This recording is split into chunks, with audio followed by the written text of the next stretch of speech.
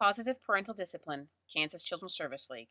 The goal of positive parental discipline is to teach children proper behavior and self control by being a good role model, encouraging their positive behavior, and calmly and consistently enforcing the rules set for them. Children misbehave for many reasons. Some common reasons include hunger, tiredness, frustration with a person or activity, not being able to use words to express how they are feeling, to seek attention. Many kids would rather gain negative attention than no attention at all. To test limits and see if adults will follow through with rules. Feelings of neglect. Inadequate role modeling and guidance. Difficulty with schoolwork or classmates. And in reaction to difficult changes or life events, such as divorce, separation, or the death of a loved one. Once a parent understands the reason behind his child's behavior, he can work to meet the child's needs, redirect the child's behavior, or guide the child to behave appropriately by applying positive parental discipline techniques.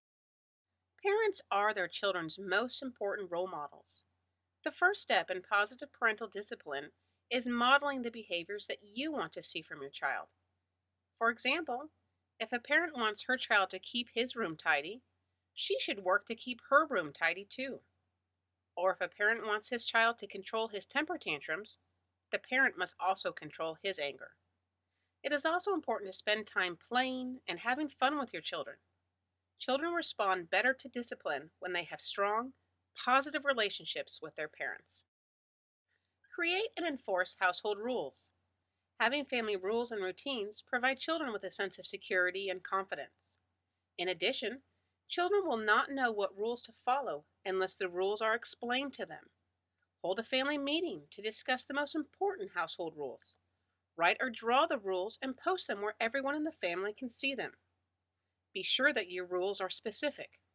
For example, if you want your child to clean up after himself, does that mean that he needs to take the plate to the sink after meals?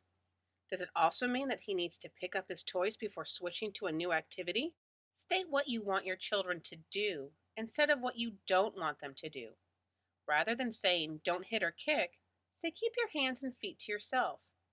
Praise children for following the rules and let them know what the consequences will be for not following the rules.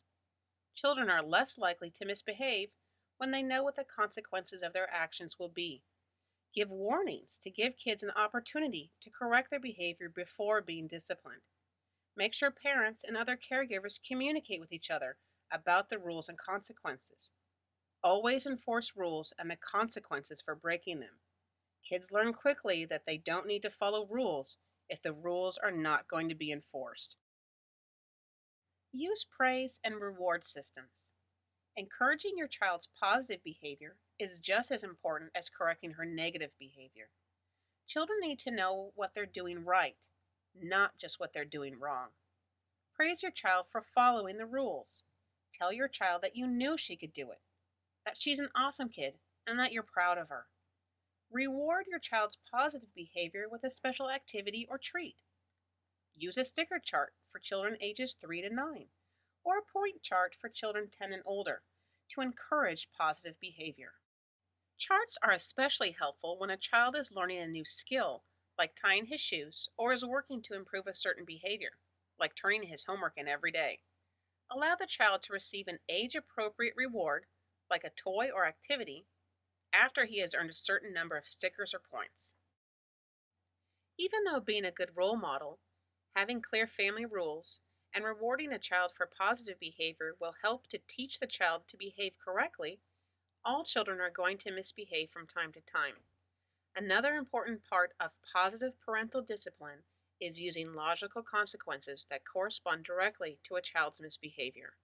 Some examples include ignoring a child's attention-seeking tantrum as long as an adult is nearby to ensure the child's safety, placing a child in timeout for a few minutes for hitting another child, temporarily taking away the toy that a child has been misusing, not replacing a toy that a child broke after repeatedly telling the child to use it appropriately, having a teenager complete extra household chores as a consequence for not completing assigned chores, and temporarily removing a privilege for not completing homework like a video game or cell phone.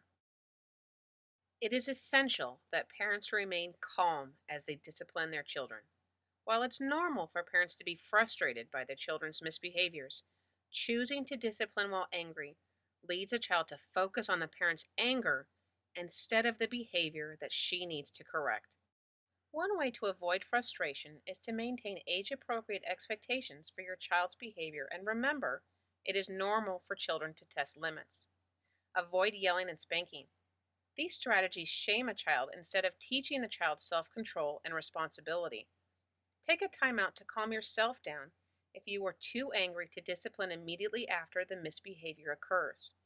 Learn ways to calm down when you're upset, such as taking deep breaths or counting to 10. Rephrase upsetting thoughts into reassuring thoughts.